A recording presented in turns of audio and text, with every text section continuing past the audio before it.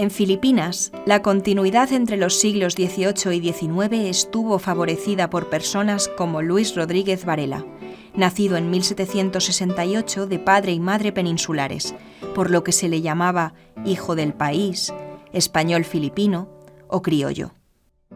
Se hizo llamar conde filipino, título que le concedió Carlos IV en 1795. Representó el criollismo emergente que contribuyó al desarrollo del nacionalismo filipino y, al mismo tiempo, a la fidelidad a la corona española. La profesora Dayuet lo describió como un funcionario tardobarroco y un panfletario criollista. En 1809 publicó la primera edición de sus poemas bajo el título El Parnaso filipino.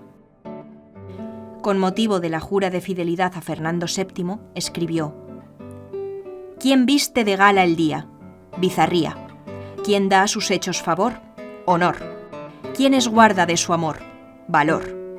Con bizarría y primor, esta perla del oriente ostentó solemnemente bizarría, honor, valor. En 1814 publicó una edición ampliada de este mismo título. Fue entonces cuando añadió una alabanza a la Constitución de 1812.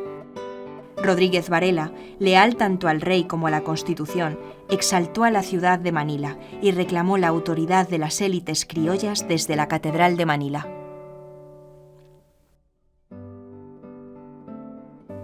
En ese mismo año, 1814, se estableció la primera imprenta privada en Filipinas. Así que desapareció el monopolio que las corporaciones religiosas tenían sobre la imprenta. Surgieron nuevas y numerosas publicaciones, hojas volantes, periódicos, poemas, panfletos de diversa índole, que sugerían otras maneras de entender lo que era Filipinas. De ahí que la bisagra que abre la puerta al siglo XIX se sitúe en torno a estas fechas. Rodríguez Varela fue deportado a la península en 1823, donde falleció. Aunque, probablemente, le hubiera gustado asistir a las fiestas celebradas en Manila en 1825, a la llegada del retrato de Fernando VII, que éste envió a Filipinas como regalo por su fidelidad.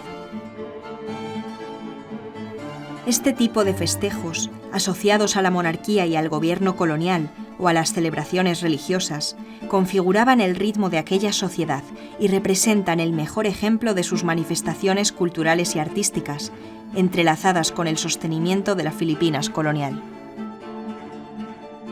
El ceremonial para recibir el retrato engalanó las calles, los edificios públicos, las iglesias y las casas privadas, que muestran la variedad de estilos de la sociedad manileña.